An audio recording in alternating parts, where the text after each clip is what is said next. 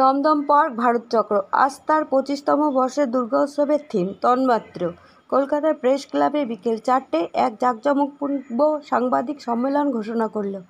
এই ঘোষণার মুহূর্তে উপস্থিত ছিলেন সাম্মানিক সাংবাদিকের মাধ্যম প্রতিনিধিরা, শিল্পী সঙ্গী এবং ক্লাব সদস্যরা, যারা একত্রত এই বছরের উৎসবকে প্রাণবন্ত করে তুলেছে।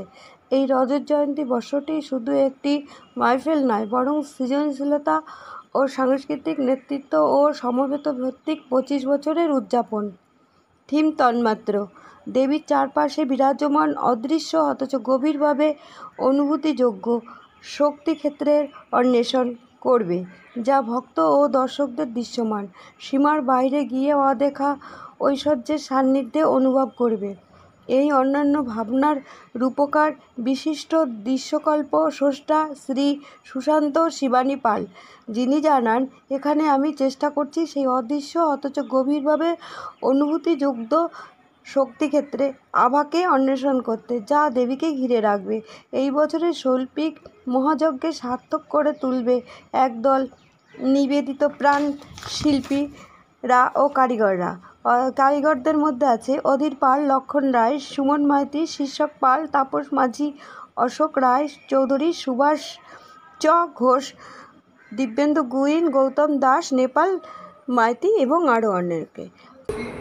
এবং আমরা অত্যন্ত আনন্দিত যে আমাদের সাথে এবছর কলকাতার সারা ভারতবর্ষের এবং রাষ্ট্রপতি পুরস্কার প্রাপ্ত শিল্পী বা সিনেগ্রাফার, যেটা আমরা বলি, শ্রী সুশান্ত শিবানী পাল এবং তার সহকর্মীরা আমাদের সাথে জড়িত। এবছর দমদম পার্ক ভারতচক্রে তার মধ্যে যেন অন্তর্নিহিত থাকে তার বক্তব্যটা, সেটাই মনে হয় সব থেকে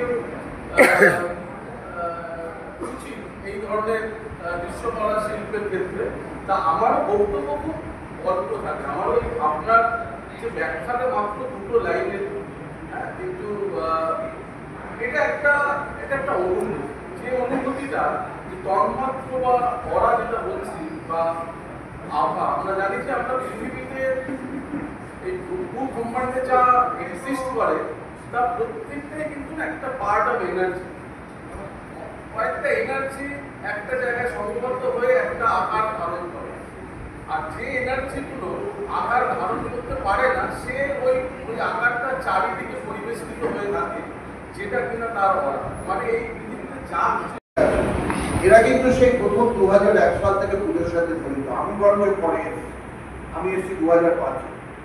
কিন্তু ভারতচক্রের এই যে পথ অতিক্রম 2001 থেকে 2024, আমরা প্রায় 7 জন শিল্পীর হাত ধরে এসেছি এবং প্রত্যেক শিল্পীর থেকে ভারতচক্র ক্লাব কিছু না কিছু পেয়েছে। এবং আজকের দিনে আমাদের গর্ব হয় বলতে যে প্রত্যেকটি শিল্পীর সাথে আমাদের কিন্তু যোগসূত্র আছে এবং তাদের কাছ থেকে এখনো অনেক কিছু আমরা শিখি, জানি। আর আজকে যে আনন্দের দিন, এই 25তম বর্ষে, আমার মনে হয় কলকাতার সর্বোত্তম সর্বশ্রেষ্ঠ একজন কারিগর আমার সাথে। আমি সত্যি বলতে আমার লোক খারাপ হয়ে যাচ্ছে এই মুহূর্তে, যে ভদ্রলোক একটি অল্প বয়সে দমদম পার্ক ভারতচক্র হচ্ছে প্রথম ক্লাব যারা ইন্ডিভিজুয়ালি প্রি এক্সিবিট শো করছে। 18 সেপ্টেম্বর থেকে 22 সেপ্টেম্বর এই প্রি এক্সিবিট শোটা হবে সন্ধ্যে 6টা থেকে ভোর 3টে পর্যন্ত। এবং আমাদের এই প্রি এক্সিবিট শোয়ে যারা আমাদের পার্টনার, সেই ডিস্ট্রিক্ট ডটিংয়ের থ্রু দিয়ে অলরেডি টিকিটস বুকিং চলছে এবং আমরা অত্যন্ত আনন্দের সহিত জানাচ্ছি যে we have got a massive response in this pre-exhibit show। এবং আপনাদেরকে এটাও জানাচ্ছি যে pre-exhibit show থেকে যে অর্থটুকুনি উঠে আসবে, সেই অর্থ দমদম পার্ক ভারতচক্র ক্লাব সমাজ গঠন আমার সহযোগিতা সেই প্রতিযোগিত মোটামুটি সবই আপনাদের জানিয়েছেন। আর আমাদের পুজোর সম্পাদক শ্রী সন্দীপ ব্যানার্জি, উনিও আপনাদের বিস্তারিত জানিয়েছেন। তার নতুন করে আর বলার কিছু নেই। আমাদের যেটা সর্বদিকে আকর্ষণ, আমাদের 2025 সালে দমদমকার ভারত চক্রের কী থিম আর আমাদের শিল্পী সুশান্ত বাবু চিন্তা করছে তা এই জল্পনার অবসান আর কিছুদিনের মধ্যেই হবে এবং আপনারা তার জন্য অধীর অপেক্ষায় রয়েছেন। আপনারা আমাদের শিল্পীর মুখ থেকে সেটা শুনে নিন এবং আপনারা সকলেই আমাদের পুজোয় আসবেন এবং আমাদের পুজোয় আপনাদের জন্য আমাদের শিল্পী সুশান্ত পাল তিনি যে সুন্দর করে দিয়েছেন বিদ্যুৎ উৎসব তার জন্য আমাদের বলেছিলেন, প্রথমেই বলেছিলেন যে দমদম পার্ক ভারত চক্রে এত ইলেকট্রিক পোলস আছে, এই পোলগুলোকে আন্ডারগ্রাউন্ড কেবলিং করতে হবে, তাহলেই আমি দমদম পার্ক ভারত চক্রের কাজ করব।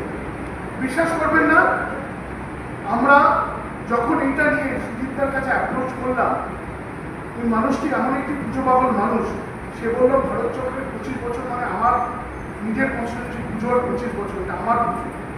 এবং উনি সব রকমভাবে সিএসসির সহযোগিতা আজকে এই পোলগুলোকে নির্মূল করিয়ে সেখান দিয়ে আমাদের আন্ডারগ্রাউন্ড কেবলিং করিয়ে প্রত্যেকটা বাড়িতে 440 লাইন বিনা পয়সায় বাড়ির লোককে একটা কনজিউমারকে একটা পয়সা পে করতে হয় এবং সেখানকার মানুষরা খুব উপকৃত হয়েছে।